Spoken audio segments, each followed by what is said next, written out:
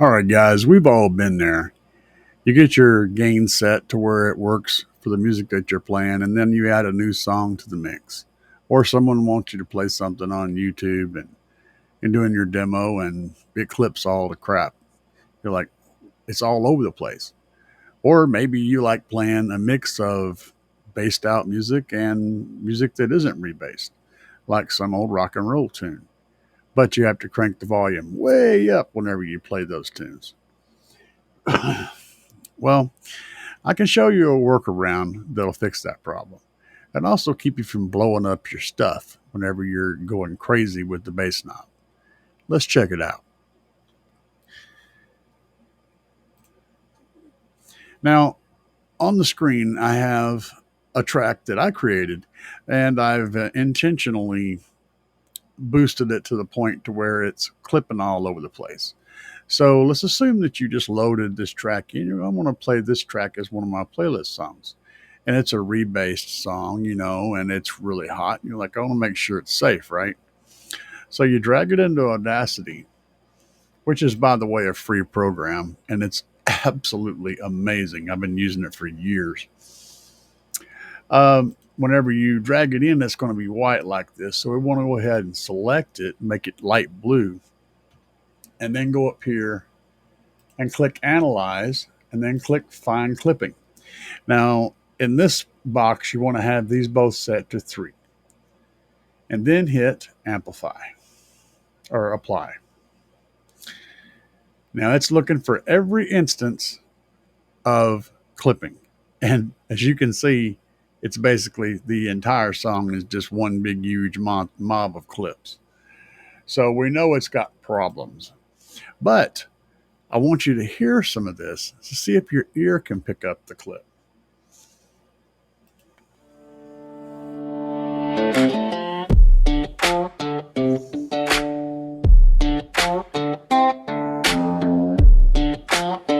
Right? Not really. Down in the country, the beat's insane, bass so low. All right, so you can't hear the clips, but trust me, there's a ton. And your subwoofer will not like this. If you play this track and it sounds clean, and you've got it cranked up with some good power on it, even if you're not actually pushing your amp into clipping, the signal is. And it's going to be dirty. You're going to have flat spots. It's going to make your sub heat up a lot quicker than it normally would. So, how do we fix it? Because we like the song, right? We want it to be clean. So, with the song selected and turned blue, you go up here and hit Effect. This is one way of solving it. And hit the Amplify button. Now, Audacity has some wonderful features, absolutely wonderful features that make it easy for even a newbie to be able to do this stuff. So when we do that, we notice down here there's a box. We want to make sure that's not checked so that it says allow clipping. We don't want it to allow clipping. And then it's going to show a negative 5.61. So whenever we hit the apply button, it's going to reduce the volume of the whole track to the point to where the loudest peaks in the track are not clipping, but they're just right at the edge. Okay? That's the key. They're right at this line, but they're not clipping. So this is the loudest that this unaltered track can play and not clip. Okay? Now, if this works for you, you're good to go. And I'll show you that. Of course, it's not going to sound bad because it's not clipping. It didn't sound bad when it was clipping. Down in the But your country, subwoofers, the beat's insane, bass so your subwoofers are going to like this a whole lot more now that it's not clipping. And you're not going to build up crazy heat whenever you're playing this track. So let's assume that you like this. Okay, this is your gold standard to let the volume go as high as it can and not clip. All right, and that's how you're going to run every single track. Now let's go. I'm going to go over here and I'm going to grab another track. Oh, well, first of all, when you get this done at this point, you're going to want to export it. So you would hit the file over here in the top left hand corner, hit export audio, click on to my computer. And here's something important that you might not know. So you notice how we have the bass, or the bass, we have the title up here. And that's what the file name is going to be whenever you export it. And on your computer, it's going to show up under that name. But whenever you take that track and put it on a pen drive or whatever and load it up with the software on your stereo or whatever you're using to play your music, it may not show up under that name. So you need to click on the metadata. Now on the metadata, you'll notice that I have a totally different title here. And that is a bad thing. This is what's going to show up a lot of times in your software. It's going to show up on whatever's here. So just hit the clear button on the metadata, set default, and say OK. Now, whenever you save this track and you export it into your stereo system, it's going to read it as the track title instead of the track title in the metadata. Now, the funny thing is, some software will read the track title as the title, and some will read the metadata title as the title. So it's not a consistent thing. That's why we just delete the metadata, make it all nothing, and then that way everything goes to the same point, and we can easily find and organize this music once we're done curating it and making it right. So once you get done with that, you want to go to your sample rate and make it the highest possible setting, which is 48,000. Go to your bit rate and leave it on preset. Go to your quality and set it on insane, 320 kilobits per second. Have entire project selected. Have stereo selected. And then once you have your location picked out right here, go ahead and hit the export button. And then you'll get this new file. Now you will need to change the name of the file when you export it, or it's going to erase the original that you had wherever it was. It's going to automatically replace it. So you make sure you change the name unless you want to replace it. And when you're new to this game, I highly suggest that you don't replace it because you may do something really bad to screw it up, and then you won't be able to go back and pull the original up to try again. So save it as a different name. Just add something to it. Version 2, whatever. When you get done exporting that, you're good. So now, if we want to, now we're going to do a different track. Let's see, what am I going to use here? It can't be bargained. No, that's not it. I'm going to find a track that, oh, hell, it don't matter. I'll just grab this one. That's a good example, actually. Okay, now this is the new track that you're going to work on. Now you notice this one doesn't have the same problem. This one is actually a lot lower volume than the first one. So whenever you get the set up for that first one and you're jamming and then you start playing this track, it's not going to sound as loud as the other one. How do we fix that? Same process. So we'll go ahead and select it and hit effect and hit volume and compression and amplify. Now, the funny thing is, you'll notice on this track that it's only, since you don't have the allowed clipping turned on, its only option is to reduce the volume 0.003. And if you apply that, you're actually just going down in volume. So why can't it raise the volume? Well, if you look really close at this track, we've got certain places like right there where that note is going really high. You got a place over here where that note is going really high. You got one over here where that one's going down to the bottom. It's like literally going down to the bottom. So there's a couple of ways you could fix that. You could crank the volume up and allow clipping, and then you could use the auto clip fix problem. So let's show you that. So if we go ahead and hit effect and hit volume and compression, amplify, and just tell it to allow clipping, and then, I don't know, bring it up 4.5. Now we're clipping like crazy, right? So at that point, we could always hit the clip fix, which is, where's that damn, there it is. It's under noise removal and repair. We hit clip fix.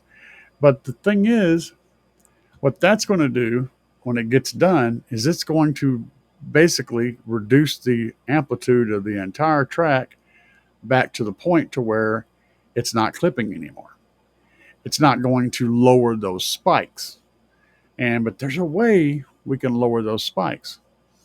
So if you see, this puts us back to here. Well, actually, it did not do that. It went and fixed all the clips, and it just made a liar out of me. Oh, I know why. I had the clip fix thing set to just to a maximum of a tiny reduction. So it's going to take many, many, many runs on that to get it back down. Let me undo that. So we'll undo clip fix, and then we'll undo amplify. So yeah, when I have the clip fix set up, I have it set up to where it just barely shaves off a bit, and then I can repeatedly hit it until it gets, never mind that. I never use clip fix anyway, because there's better ways. So we're back to the same point. This song is too, it's got spikes and it's too quiet other than the spikes. So how do we fix it? So this is the way I would do it. So we go to volume and compression, go to limiter. Now be sure and take note of the settings that I'm using on limiter. You can do these however you want to. You can point out that I don't have the perfect settings, but these settings will get the job done. And that's why I'm telling you to take note of these settings. Everything that's in this right here is what you're going to put in your limiter. So then when you hit apply, not a whole lot happens. It actually got quieter, right? But if you look at the spikes are no longer going all the way to the edge. The spikes are now a lot more tolerable. So if we go into effect, volume and compression, and amplify, turn off allow clipping, it's going to take us up to what? 1.544 clean. So we're able to get a little more volume out of it. This brings up closer to the volume level of the other track. Now, if you didn't get the whole result you're wanting, you can always do it again. So if we go in here without changing the limiter settings and we just use it again, do one more amplify, you'll notice it's a little bit higher. Sneaking up on it, because when the more you limit, the more you mess with the overall volume of the music and how it's going to sound. So once you've acquired the amount of overall volume that you want, you've got those peaks shortened enough to where it's, not blowing you up and the volume is good, you're golden.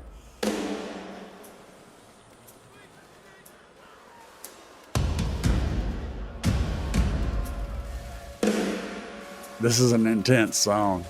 It has a lot of dynamics in it. That's why the peaks were tall. But we didn't screw them up too bad.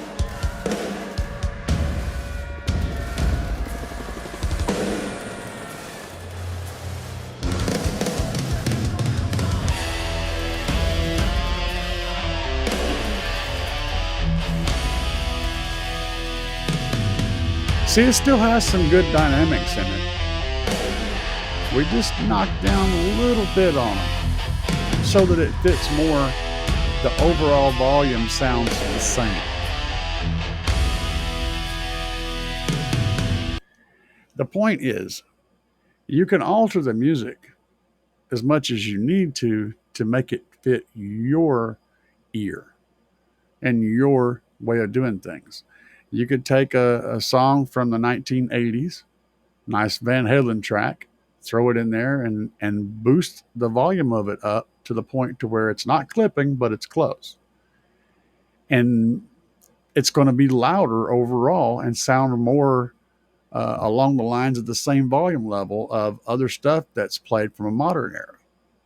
You can even use this to use the equalizer to boost bass and things like that. I don't suggest you do that though, because you can easily mess up a track by doing that. It can be done. It can do a whole lot of stuff. You can master the track completely. But I'm showing you some fairly unintrusive ways to adjust the levels of your track and to reduce dangerous stuff so that you can master the track yourself and then output it into a playlist and have a safe, consistent playlist for demoing and raising hell with your big stereo system where you know all the tracks are going to be good. This is how you do it. You can download stuff from DJ Rusticles, Dirty Bass, whoever, and hope that that's how they do it, and they pretty much do. But you don't always know what level they're going to set everything at. Sometimes they'll have something set at -5. Sometimes they'll have it set at -6 or +6. Uh, that's where the problem comes in. And let's see here. Let's try a track. I'm going to bring one up for you. This one is from DJ Redbeard. Now, take a look at it. It is very close. Let's go ahead and analyze it. This is unaltered. This is straight from DJ Redbeard. And we'll go to effect. Excuse me. Go to analyze, find clipping, apply. Let's see if there's any clipping in the track. Okay. Redbeard's on top of his game. There's no clipping in this track. That's great. And now let's look at, let's do a volume and compression hit amplify. So this is the interesting part.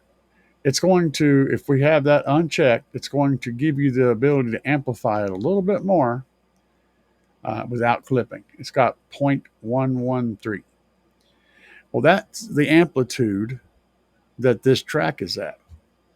So if we go over here and grab a different track, another DJ Redbeard song, and let's analyze it. Remember that was 0.113, right? And let's analyze this one. Or effect. We'll do effect, volume and compression, amplify. I notice this one is 0.225. So what's going to happen is, that's how much is left, right? So what's going to happen is this top track is going to be a little bit louder than this bottom track because there's a little bit more room in between the very top peaks and where it clips. So that track up there on the top is going to be a little bit hotter than the track on the bottom. It's not a lot, and you probably wouldn't notice it. But with some different stuff from different people, let's see here. Let me find another one. I know I have something over here handy. Okay, I got a track that I rebased. Let's drag it down here. All right. I don't know if this is a completely remastered track. I don't remember, but I just grabbed one that was one of the ones I rebased. So looking at this, and I know this is not fair, but it's okay. We'll do it. We'll do the same thing, volume and compression, amplify. So it's going to allow me to amplify. It's actually wanting me to reduce the volume 0.535. This is before I mastered. This is not a complete song. So this one is actually clipping a little bit. So if we hit that apply, now it's not, and we do the same thing And that's going to give it the maximum volume without clipping, right? So we do the same thing. We'll go back to effect, go to volume and compression and amplify. Now it's saying zeros. So this track is going to have a slightly higher peak than these other two because it's set at 0. Again, you wouldn't notice the difference on small changes, but you will notice the difference on some. Some rebasers will do things completely different. Like mine is a 1. It's literally flat. Some guys do like a -3 or 4, which is a lot of room. Some guys actually push past 1. They go to +5 or +6. I never, ever go past 1 because that's where you start getting into problems. But every one of them does it differently. If you're doing this yourself, to pull these tracks in here and adjust them, then you know that whenever I take this track and I hit that track and I say amplify and get that to zeros, now it's going to have the same exact output as this track. They won't sound the same. They're two different songs. But as far as the levels go, all the levels, nothing is going to go up past any other point. They're going to have the same maximum output across the board. And if you have your gain set and the tone that you use to set your gain is also been run through here and it's set at 0, then your gain will be set at 0. And any song that you play that you've run through here is going to play at 0 and you won't ever have any clipping problems. So, but that's important that you use the test track that you're going to set your gain with also has to be set at the same amplitude. And then understand that if you play a different track, someone else that's rebased it, and they've got their stuff set up at like 0.5 or at a +5, which is common, or even +6, now you're going to be way over where your gain was set. You're going to be way over. And so you got to make sure that you curate and test and solve, fix every song that's going to be in that playlist. If you want it to be perfect, this is a way to do it. I know it's not perfect. I'm no expert at this. I've been messing with it for a long time and I've learned a lot of things, but you know, there's always more to learn and I'm doing my best to learn all that stuff. The point is, I'm trying to give you guys some simple tools to help you make minor changes to make sure that your music doesn't kill your system. If you guys found this helpful, be sure and slam the like button and hit the subscribe if you like my style of video. For now, guys, though, peace.